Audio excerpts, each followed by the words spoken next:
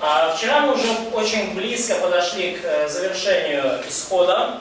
In fact, if we had taken just a couple more minutes, we could have completed it, so I'm not sure why I put it off to today. И если еще немножко мы сейчас несколько минут проведем и уже закончим тему исхода.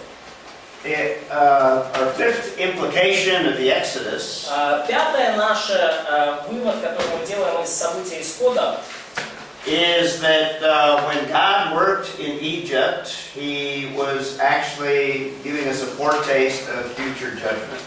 Когда Бог совершает свой суд в Египте, Он дает нам предчувствие, предвкушение суда, который будет в будущем.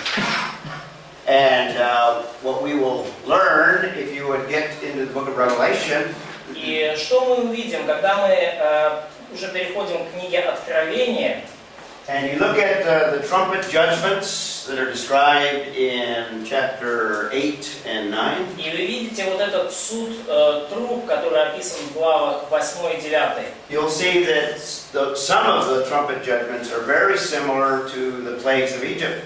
Вы увидите, что многие вот из этих трубных судов очень похожи на казни египетские. The only difference is that in the book of Exodus, when we deal with the plagues, Единственная разница в том, что в книге Исход, когда у нас происходят эти казни, God poured out that judgment on just the nation of Egypt. разница в том, что в Исходе Бог изливает свой гнев и свой суд лишь на египетский народ. But in the book of Revelation, the similar plagues are poured out on the whole world. Но в книге Откровения подобные казни изливаются на весь мир уже. Those of you that are taking notes, it's 9 verse 3. Те из вас, кто усердно ведут заметки, пометьте, это 9 глава, 3 стих в Откровении. Similarly, some of the bowl judgments also are very similar to some of the plagues. И также некоторые из судов во время чаш, они также похожи на казни египетские. And all of the bowl judgments are in Revelation chapter 16. И все вот эти суды, там где чаши, они в Откровении 16 главе. And the verse there is verse 10. И здесь стих, который срезался, 10.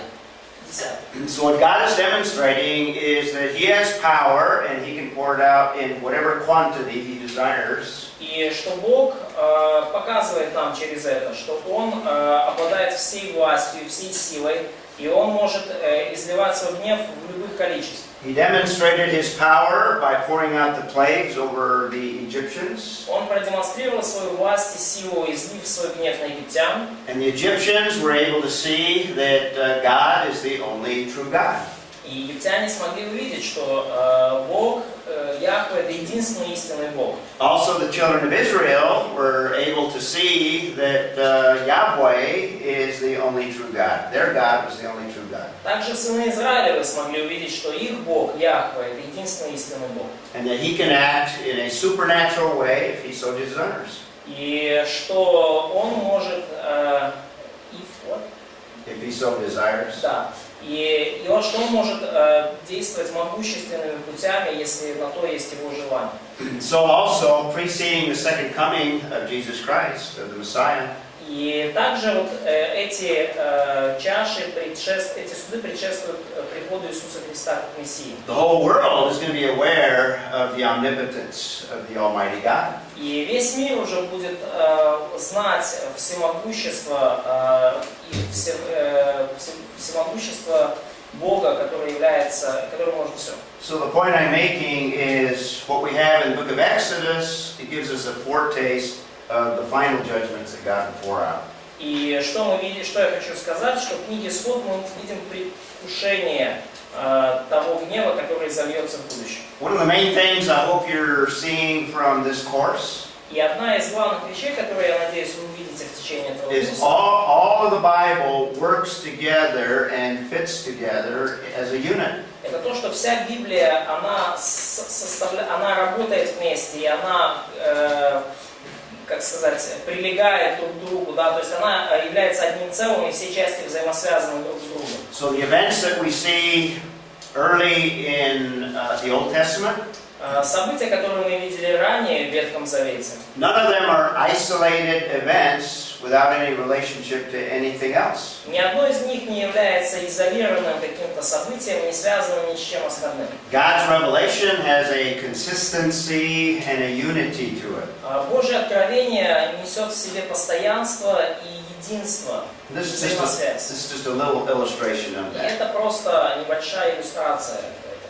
Just kind of a closing application we can draw from the Exodus. И небольшое применение заключительное, которое мы можем вывести из событий Исхода. The omnipotent God of the Exodus is also our Lord. Всемогущий Бог Исхода — это также и наш Господь. If He so desires, He can act just as supernaturally in our lives as He did for the children of Israel. И если Он захочет, Он может сверхъестественным образом действовать в нашей жизни, так же, как Он действовал в жизни сынов Израиля.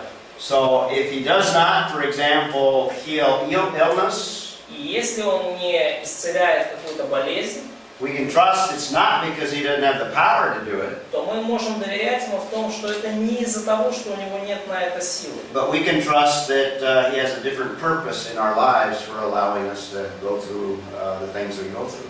Но мы можем быть уверены и доверять Ему в том, что Он допускает нам проходить через вещи, которые мы проходим.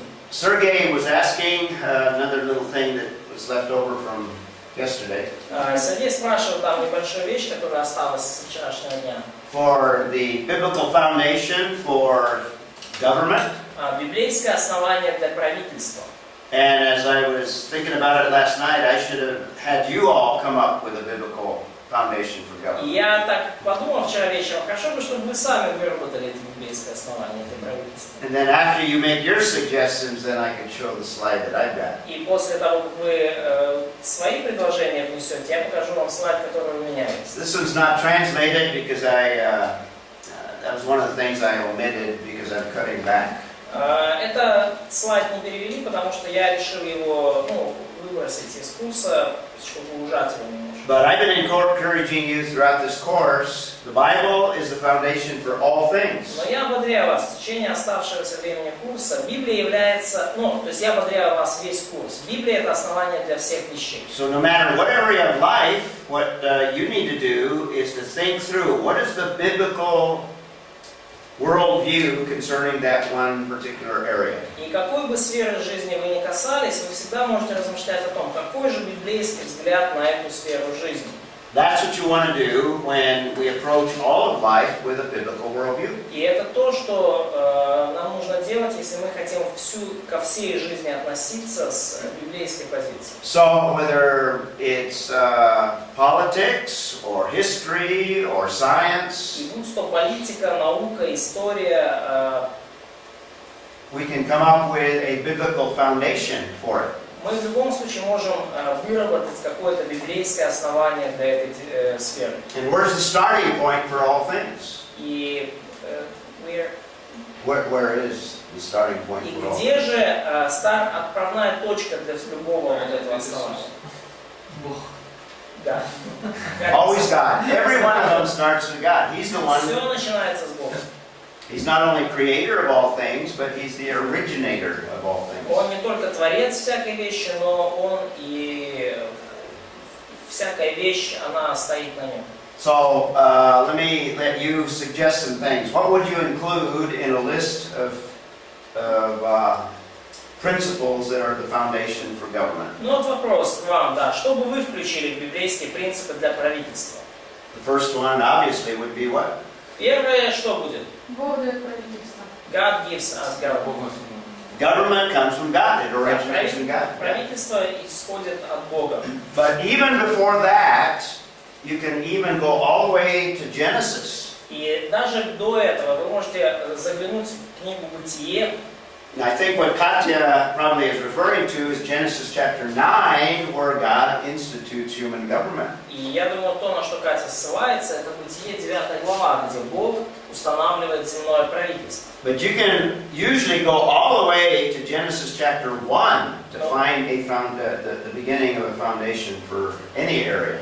Но вы можете также заглянуть в Бытие 1 и там найти основания для любой сферы, для этой в том числе. And remember, we talked about verse 28, Genesis 1:28, И помните, мы говорили о стихе Бытие 1:28, where God laid out the purpose for mankind.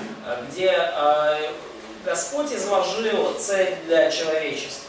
And in that, we are to be fruitful and multiply, which implies family, marriage and family. И согласно этой цели нам нужно плодиться и размножаться, и это подразумевает брак и семью. We are to subdue the earth or harness the resources of the earth. И нам нужно обладать землею и владычествовать над ресурсами земли. And God intended that man rule the earth or exercise sovereignty. Да, то есть и Бог замыслил, чтобы человек правил землей и он практиковал власть над землей, владычество над ней. So government is authority. Government is rulership. И поэтому власть, правительство, правительство это как раз и есть вот эта власть, или владычество. So government is really an expression of what God has purposed for mankind. И потому земное правительство это выражение божественной цели для человечества. We saw from Genesis 3 that the dominion of man is hindered because of sin. И мы увидели из 3 главы Бытие, что владычество человека, его доминирование, оно теперь затруднено по причине греха. Because of sin, all government is not ideal because man's sin has an effect on it. По причине греха ни одно земное правительство не является идеальным, потому что греховные люди находятся в нем. Also, we might say that rulership of man, number one, the creation mandate, man never can operate independent or autonomous. И также мы можем сказать, касательно еще даже мандата о сотворении, что никогда человек не может функционировать независимо или автономно в своем руководстве. The only way that man can fulfill what God has called him is in dependence upon God as creator.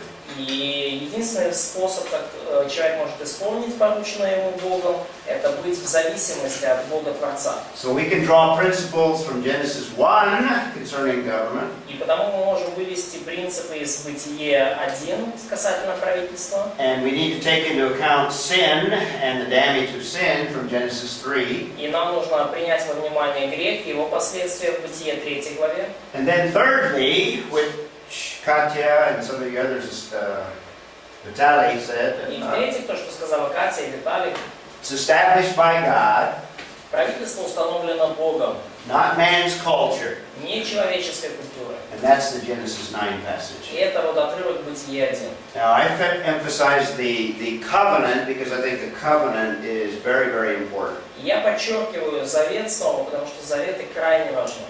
Now, the next thing that you want to put on here is something related to the purpose of government from a biblical perspective. И следующее, что вы хотите, наверное, сюда разместить, это цель правительства в связи с божественным замыслом.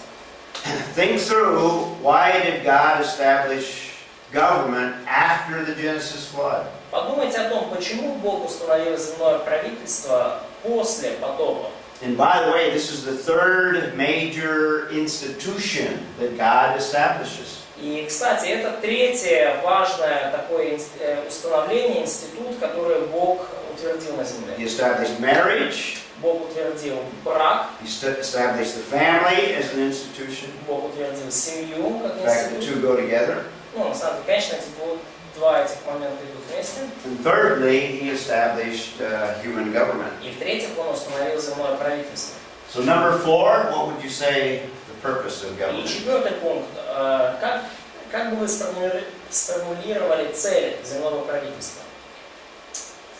What does government do in Genesis 9? Что правительство делает в Бытие 9 главе? It set the borders for evil. Very good, very good. In fact, what it does is it restrains evil. Very Да. good. Оно для удерживания зла. Government, and I put this here because in my country, people look to government for social good. И в моей стране целью правительства рассматривают общественное благо. In most socialist governments, the whole idea is government is to supply social good. И в большинстве, у большинства социалистов идея правительства именно в том, чтобы оно обеспечивало правительство общественное благо. But that's not the biblical purpose of government. Но это не библейская цель правительства. From the biblical perspective, government should be as small and minimal as possible. С библейской точки зрения правительство должно быть минимальным, настолько малым, насколько возможно. When government attempts to accomplish social good, Когда правительство пытается достичь общественного блага, it gets big and it gets totalitarian. оно становится большим, раздувается в размерах и становится тоталитарным. What God has designed for government is that it restrain evil.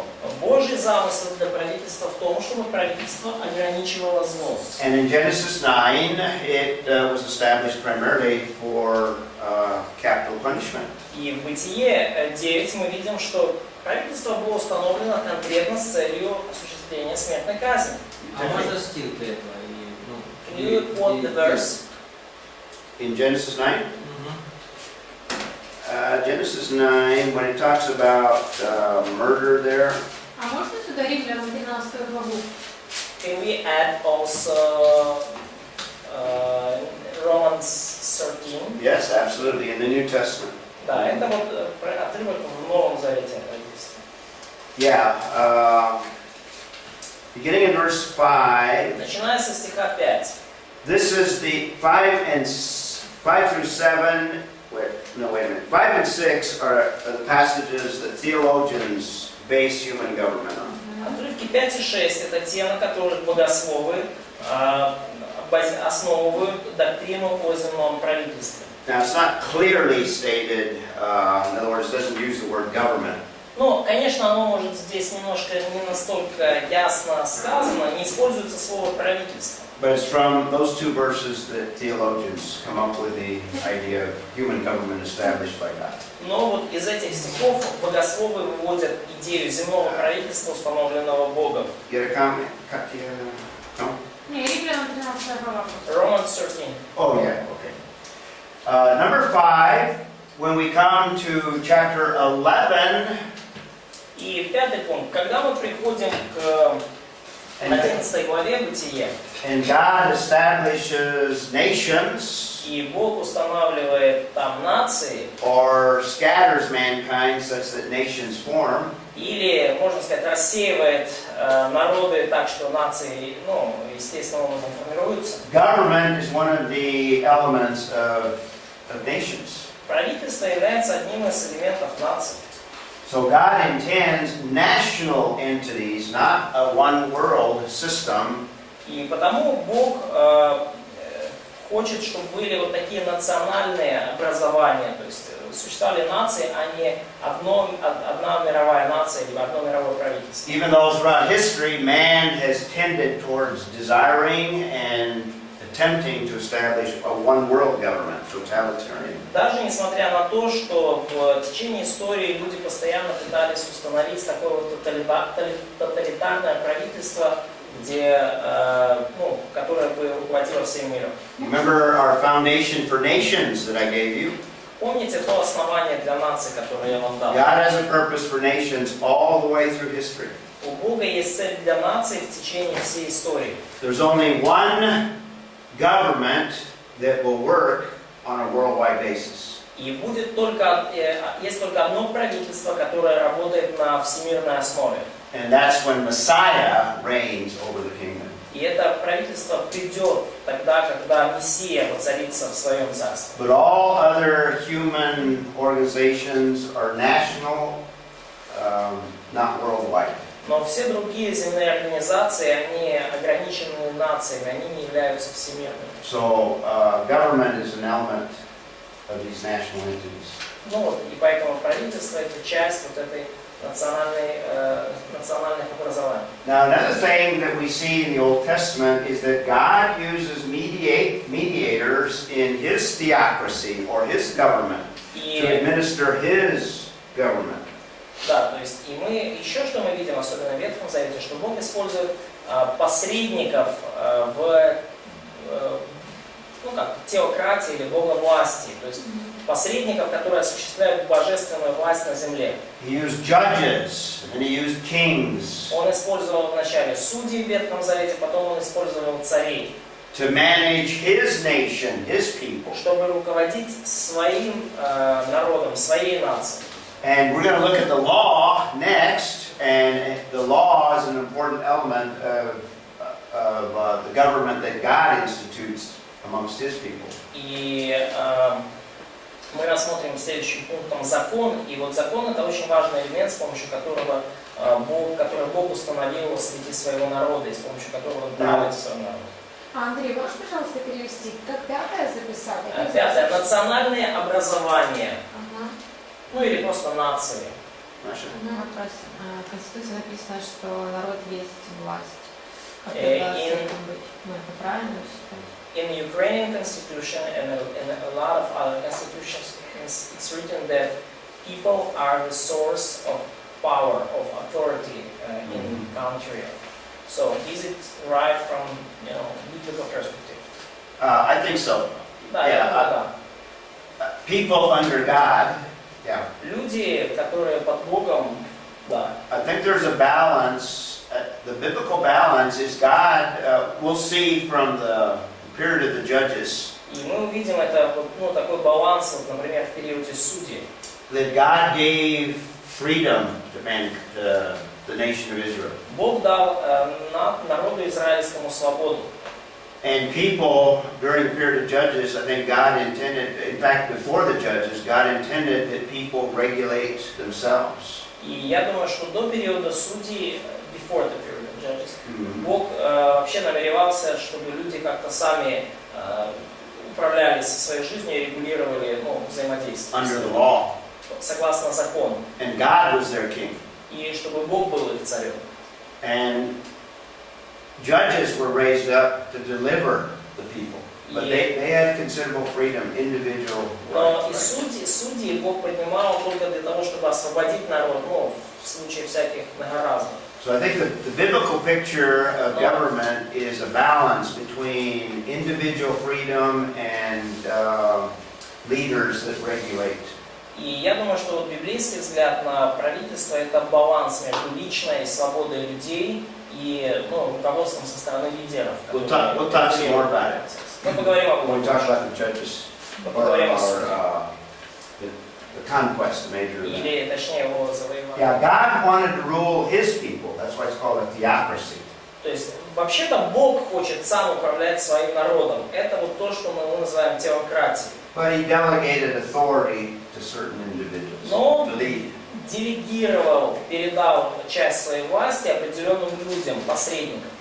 What other major principle can we say concerning government that we've said over and over and over? Какой еще важный принцип мы можем вывести касательно правительства, который мы видим снова, снова и снова? The same principle that we talked about when we said that God, or there's a biblical foundation for science and the natural realm. Принцип, который мы вывели, говоря о библейском основании для науки или для естественной среды. What will we put number 7 here? Что мы здесь поместили как седьмым пунктом? Remember? Помните? Еще раз вопрос. Какой седьмой принцип, подобный тому, который мы вывели в библейском основании для науки? The same principle that we talked about with the nations. Тот же самый принцип, мы говорили о нем, говоря о нациях. It's a principle. А нации, Царство Небесное. Участие в царстве. Это нация или наука? Нация и наука две разные. It was science and those nations. Yeah, virtually every area. Да, почти в каждой сфере есть. Участие в Царстве Небесном. So, fellowship in kingdom of heaven. That's later, yeah. That's later. Это позже. But there's another principle. Есть еще один. Нет, это что? Who's the ultimate authority? Who's the ultimate? Кто является конечной властью? Иисус. Jesus. God Himself. So we Суверенность have Божья. sovereignty of God over God. Мы видим Of God. божественную суверенность, полное владычество Бога. So no matter how evil, no matter how corrupt a government is, God is still sovereign over it. Неважно, насколько развращено и зло земное правительство, Господь все равно выше него, и Он все равно правит. So the sovereignty doesn't rest in the rulers. И поэтому суверенность, она принадлежит не правителям земным. They're limited by the sovereignty of God. Они ограничены суверенностью Божьей. And then number 8 is what I think Katya is alluding to, that ultimately, well, we have a preview of government, of what it should look like in Israel. И, восьмой пункт, что мы видим предвосхищение того, каким должно быть правительство в Израиле. In the nation of Israel, God gave a constitution. Пример. В народе израильском Бог дал конституцию. So Israel is an example of government. И Израиль таким образом является примером такого правительства, которое Бог задумал. And then number 9, the one that Katya is referring to, it doesn't show up on the, it's below the, it's not right here. Девятый, которого здесь нету на экране, срезался. But government finds its ultimate fulfillment, and the ideal government is in the millennial kingdom. Идеальное царство будет, идеальное правительство будет в тысячелетнем царстве. Идеальное правительство будет в тысячелетнем царстве. Там будет оно уже все исполнено. That's where Messiah is king. И там Мессия будет царем. And Messiah institutes righteousness. И Мессия установит праведность. And God rules over regenerated people. И Бог будет править над возрожденными людьми.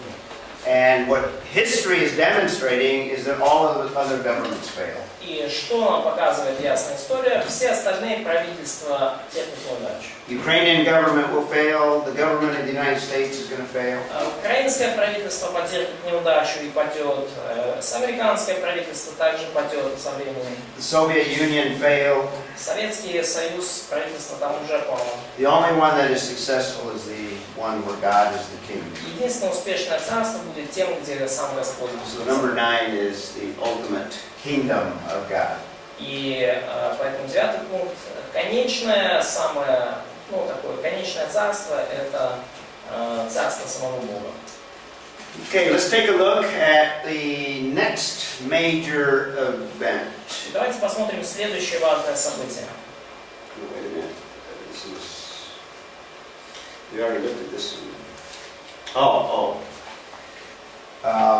This is law, or Это закон. is that what that is? Okay. We're going to talk about Israel's law because this is so important. Мы поговорим об израильском законе, потому что он очень-очень важен. And we will concentrate on chapters 19 and 20, but really you can look at the rest of the book of Exodus. И, конечно, мы сфокусируемся на главах 19-20 исхода, но вообще-то закон там прописан и дальше в книге. In fact, let me go back here. The next slide is our timeline with the major events. И что мы будем дальше смотреть, это наша временная шкала основных событий. If you can remember these major events, you have not only a good look at all of the Old Testament, И если вы можете запомнить вот эту шкалу основных событий, то у вас, это значит, что у вас не только хороший взгляд на весь Ветхий Завет, but you'll have the major events of world history. но у вас также, по сути, тогда вы запомнили ключевые события мировой истории. So let's see if you remember the events that we've already looked at. И посмотрим сейчас, запомнили ли вы события, через которые мы уже прошли. Obviously, number 1, Очевидно, событие номер 1. creation. 2, Второе. fall. 3, Третье. flood. 4, scattering. 5, Abraham. 6, 6. Exodus. Exodus. Very good. So, creation, fall, flood, scattering, Abraham, now the Exodus. And next, the law. This is also very important. Следующий этап это закон, и это также очень-очень важно. In fact, we call the first 5 books the Mosaic Law. И, кстати, мы обратите внимание, мы называем первые 5 книг Библии законом Моисея. So a major event of that is the Exodus, but the law is very, very significant. И, конечно же, ключевое событие этого момента – это исход, но закон также очень-очень важен. Now, underlying the law, I think one of the main things that it teaches about God И когда речь идет о законе, то самое главное, что закон учит нас о Боге, is the holiness of God. это Божья святость. And from the very beginning, the description in chapter 19, Exodus 19, С самого начала описания в Исходе 19, because God is a holy God, man cannot approach God. начинается с того, что поскольку Бог свят, то человек не может сам по себе его достичь. In fact, the writer of Hebrews makes a big point in chapter 12, if I remember right, chapter 12. И, кстати, вот автор послания к евреям делает очень сильный акцент в, кажется, 12 главе. Of how fearful it was at the time of the giving of the law. Насчет того, насколько страшно было людям в момент, когда Бог давал им закон. The mountain shook.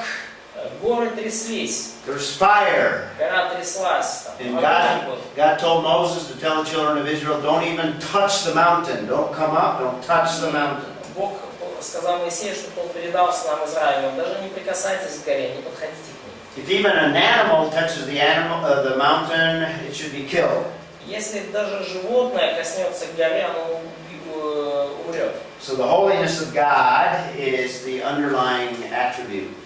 И потому святость Божья это такой проходит красной нитью через идею закона. So God is totally other than everything else, totally separate from everything else. И Бог совершенно, абсолютно иной, чем кто бы то ни было, и совершенно отделен от всего. There is nothing like God. God is alone. Нет никого как Бог. Бог единственный в своем роде. And particularly God is totally separate from sin. И в особенности Бог отделен от греха. We've already looked at the concept of the holiness of God. И мы уже рассмотрели до этого концепцию Божьей святости. Just to remind you of what a theologian by the name of Thiessen says, go ahead and read the Я quote. просто хочу вам напомнить, что сказал богослов по имени Тиссен. Бог абсолютно отделен от и превознесен над всем своим творением.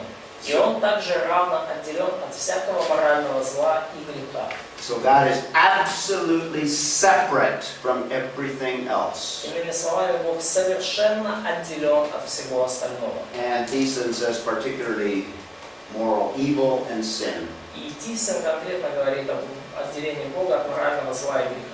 It's only the holiness of God that we have the repetition, holy, holy, holy is the Lord God. И только касательно божественной святости мы видим троекратное повторение: свят, свят, свят, Господь Бог всемогущий. We have it in the book of Revelation, which actually is alluding to Isaiah 6:3. И мы читаем это в Откровении 4 главе, и это аллюзия, это, скажем так, перекликается с Исаией 6 главой. I mentioned last time, now that we're out of the book of Genesis, the broader outline of the whole Old Testament is, I see it as anticipating Messiah. И я это говорил уже до этого, когда мы беседовали о книге Бытие, но ключевая фраза, характеризующая весь Ветхий Завет, это ожидание Мессии. Yeah, this is on your outline sheet.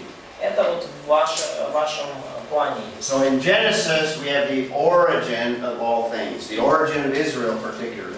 И в Бытие мы видим происхождение всего мира и конкретно происхождение Израиля. And I said last time that now we are looking at the emerging of Israel. И сейчас уже мы видим как появление Израиля как нации. And that'll include the books of Exodus all the way through Joshua. И это будет включать все книги от Исхода до Иисуса Навина. To expand the outline, emerging of Israel, И вот немножко сфокусироваться на этой части плана, на появлении Израиля. this is Roman numeral 2.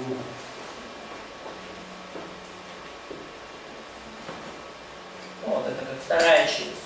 Как бы конкретно мы сейчас рассматриваем появление Израиля. In A, we have the formation of the nation. И в пункте А мы видим формирование нации. And the book of Exodus deals with the bondage and birth of the nation. И книга «Исход» нам рассказывает о рабстве, в котором они находились, и о том, как из этого рабства родилась нация. I like to use the analogy of Jesus formed the nation in the womb of Israel. И in the womb of Yeah. Я использую такую аналогию, что Бог родил нацию, сформировал нацию в чреве Израиля. And the plagues were like birth In pangs. the womb of Egypt, maybe. The womb. What did I say? You said Israel. I meant Egypt. Да. The womb of Egypt. То есть преподаватель имеет в виду, что Бог сформировал нацию израильскую в утробе Египта. И казни были как родовые схватки. And the plagues were like birth pangs just before the delivering of the child. Да, то есть вот казни были как родовые схватки, которые прямо перед тем, как ребеночек родится. And the Exodus itself would be the birth of the nation. И исход сам по себе был рождением нации. So we have a preparation for that birth. И вот мы видим подготовку к этому рождению. And we have the defeat of Egypt with the Exodus as the final defeat.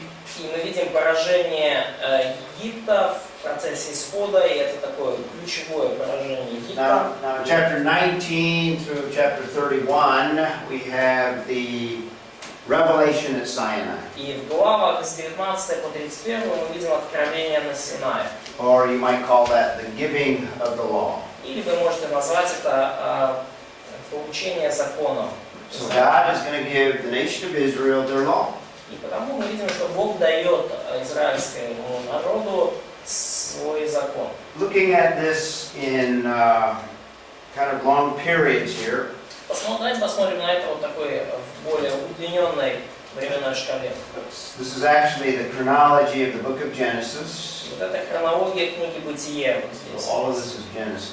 Все, вот это книга Бытие. Now beginning with Exodus, И начиная с исхода, we're going to have the emerging of Israel. мы видим возникновение, проявление Израиля как нации. Yep. So we have that period of time. Correct. Yes. And again, the setting is Mount Sinai. И опять же, что здесь является как бы фоном и где это все происходит? Вот гора Синай. After the Exodus, and archaeologists are not absolutely sure, but this is an estimated route. После исхода, и археологи здесь не полностью уверены, но это предполагаемый маршрут, по которому они пошли. And in the book of Exodus, we have different sites mentioned where they camped, and then they eventually end up at Sinai. И в книге «Исход» нам упоминаются некоторые места, где они становились лагерем, и в итоге они пришли к горе Синай. And at least the traditional Sinai would be in that Sinai Peninsula. И вот как минимум традиционный взгляд на гору Синай это вот что она здесь. Now, I just want to mention very quickly, there's another theory as to where Sinai actually exists. Ну, я очень кратко упомяну, есть другая теория по поводу того, где находился Синай. This is a satellite photo of the traditional site. Это спутниковое фото традиционной горы, которую считают горой Синай. There's some other scholars that point to some evidence that it's possible that the site is over here. This is Midian. Некоторые ученые приводят доказательства того, что гора Синай может находиться здесь, это медийская территория. Midian. Laz, that's a Z. It's a name of site. Jebel al-Laz is the name of the site. Ну вот название этой раскопки это Джебел Ал-Лаз. And the reason for that, well, this is the route on the way to the traditional site. Very rugged, very desolate. Путь на дорога вот к тому месту, которое традиционно считается горой Синай, и дорога очень такая пустынная, неудобная и покрытая вот такими камнями. And some believe that this would have been the route that Moses would have taken to the top to meet with God. Некоторые верят, что вот это именно вот по этой вот тропинке Моисей поднимался наверх, чтобы встретиться с Богом. Just to give you a feel for what it looks like at Mount Sinai, the traditional site of it. Просто чтобы вы примерно прочувствовали, как оно могло выглядеть. Это традиционный взгляд на гору, на то, где находится гора Синай. The first implication of the law is that it is Israel's constitution. И первый вывод из закона это то, что это была израильская конституция. Remember, we're dealing with a nation. Помните, когда речь идет о нации, When they come out of Egypt, they're not a nation. когда они вышли из Египта, они еще не нация. In fact, I'll tell you there are three elements that make up a nation. И я говорил вам уже о трех элементах, которые формируют нацию. One of them is a common people with a common ethnic background. Первое это народ, то есть какая-то общность людей с общим прошлым, историей и прошлым историей. So as they come out of Egypt, they simply are a common people that have certain experiences in common.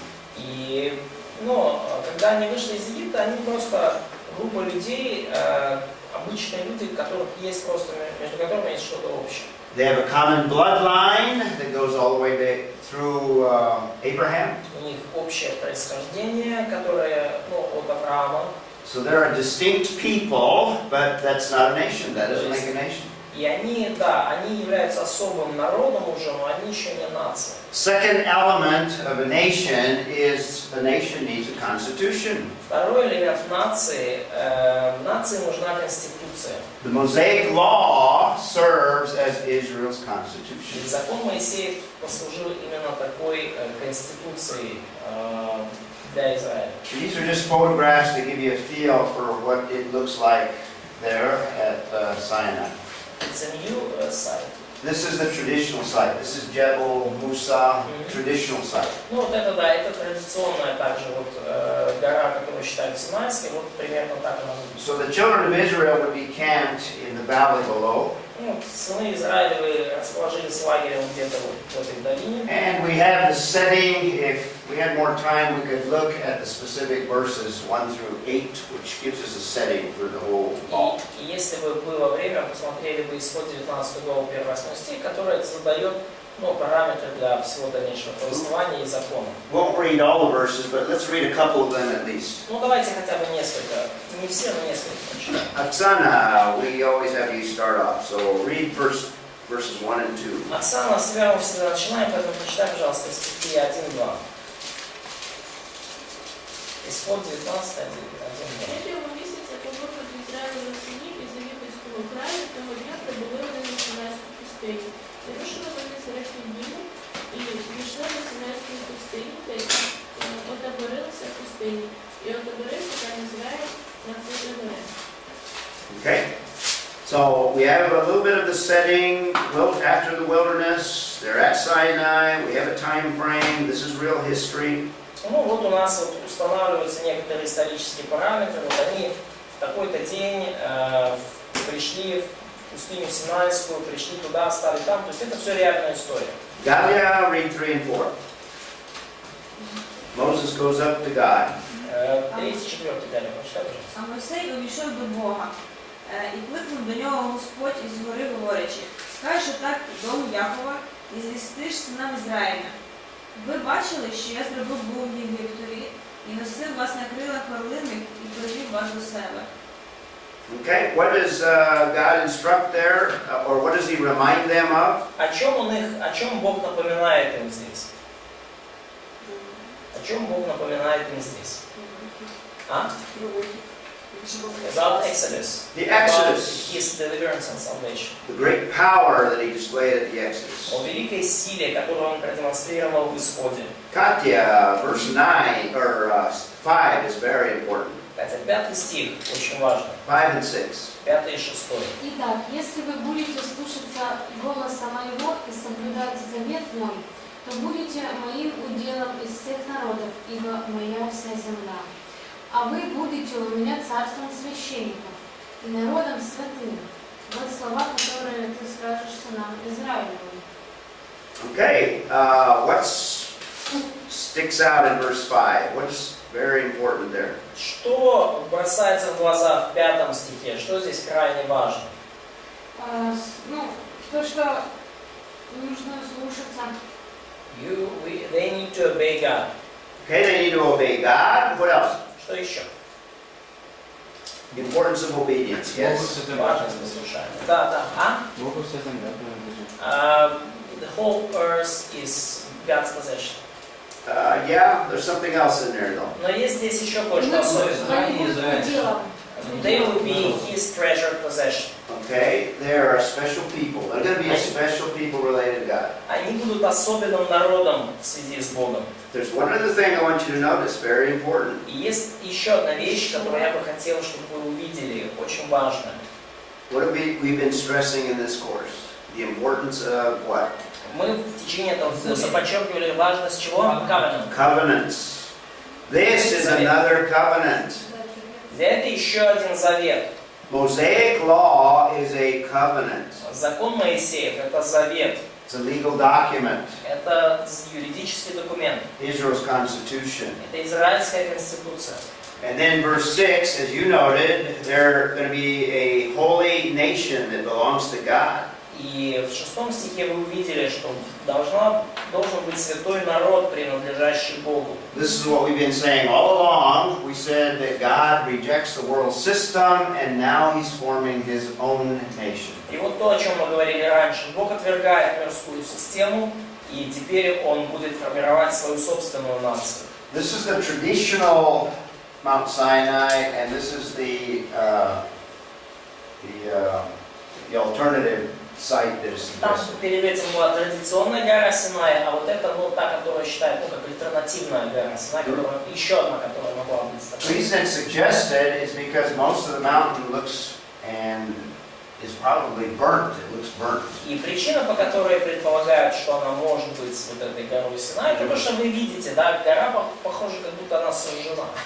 And this is what it looks like on the way up there to the alternative site. Ну вот, и вот так выглядит дорога к альтернативной вот этой горе. But the traditional site probably has more support. Но традиционная гора все же, кажется, имеет больше подтверждений. So in order to form a nation, Но для того, чтобы сформировать нацию, you have to have a common people, вам нужен народ, and God is calling a people that are related to Jacob, whose name was Israel. и Бог избирает вот этот народ, людей, связанных с Иаковом, которого Он назвал Израиль. With the father of the nation of Abraham. То есть это и отец этого народа, это ясное дело Авраам. Secondly, what God is going to do now at Sinai is give them their constitution. И второе, что Бог будет делать сейчас, это Он даст им конституцию. And that law, that constitution is a covenant. It's a legal document. И It's эта a contract. конституция является заветом, это юридический документ, это контракт. And from the passage we looked at, we have an idea of who the parties of the covenant are. И из отрывка, который мы рассмотрели, мы уже можем увидеть, кто будут участниками этого завета. Who are the parties to the covenant? Кто является сторонами завета? Бог и человек. God and man. God and Israel. Бог и Израиль. The nation of Israel. Бог и Ну нация. и люди, да. And we haven't got there yet, but we'll see that there are many, many stipulations. И мы еще до этого не добрались, но увидим, что есть много условий или обязательств сторон. Lots of responsibilities for man. Множество на человека, на людей возложены многочисленные обязательства. In fact, most of the stipulations pertain to man, what man is to do. Вообще-то говоря, большинство из этих условий и обязательств касаются именно людей, того, что они должны делать. Very different from the Noahic Очень сильно отличается это и от завета с Ноем, Very different from the Abrahamic. и очень отличается также от завета с Авраамом. The Noahic covenant and the Abrahamic covenant are unconditional, depend only on God. Заветы с Ноем и с Авраамом, они безусловные, они зависят только от Бога. In fact, in the book of Exodus, God is beginning to fulfill what He promised in the Abrahamic covenant. Ну и, кстати, в книге Исход мы видим, как Бог начал уже исполнять то, что Он пообещал в завете с Авраамом. Let me see if you can remember what are the stipulations or the performance that God is going to do. In Abraham, In the Mosaic. да, и давайте посмотрим, помните ли вы, какие обязательства на себя Бог берет в завете Моисеева. What's God going to do? This is the Mosaic. Мы сейчас говорим о Моисеевом, да, завете, который при Синае. Какие обязательства на себя берет Бог? To bless nation. Very good. Very good. Благословлять. Bless, but what else? Но что еще? Land. Give them land. Well, yeah, that's part of the Mosaic, but mainly blessings and cursings. Но с Божьей стороны есть или благословение, или проклятие. Deuteronomy 28. Второзаконие 28. Do you remember if the nation of Israel is obedient to the covenant, obedient to the Mosaic law? Помните, что если народ Израиля будет послушен завету и послушен закону Моисея, God will bless them in all those areas. Бог обещал благословить их во всех вот этих перечисленных сферах. They'll have healthy and many children. They'll have productive animals. Они будут здоровы, много детей будет, их животные будут обильно приносить потомство. God will bless them with the rains. He will bring the rains. Благословит их дождями, принесет им дождь. They'll be very productive in their agriculture. Они будут очень продуктивными в плане сельского хозяйства. God will bless them with many crops. Бог благословит их обильными урожаями. God will bless them with great health, good health. Бог благословит их отличным здоровьем. God will bless them with protection against their enemies. Бог благословит их защитой против их врагов. Blessing after blessing in Deuteronomy 28. В 28 главе Второзакония одно благословение следует за другим. If they fail to keep the covenant, God is still going to act, but He's going to act by bringing the reverse, the opposite. Если они нарушат завет, то Бог все равно будет действовать. Но Он будет действовать уже по-другому. Their animals are not going to be productive. Их животные не будут приносить потомство. Their agriculture is going to fail. Сельское хозяйство их разрушится. Rains are not going to come. Дожди не придут. They're going to be overtaken by their enemies. Они будут завоеваны своими врагами. They're going to have lots of diseases. У них будет множество болезней. God will perform according to the covenant. И Бог будет действовать в истории Израиля согласно этому завету. And it's dependent on Israel's keeping of the covenant. И потому вот этот завет зависит от того, как Израиль будет его исполнять. So this is a conditional covenant, very different. И вот этот завет очень отличается. Он условный. And the sign of the covenant is the Sabbath, the observance of the Sabbath. Знаком этого завета является суббота. See that in chapter 10. Мы видим это в 10 главе. So we have two things that make up a nation. Итак, мы видим две вещи, которые создают нацию. Common people, Народ, common constitution, объединенные и общая для них конституция.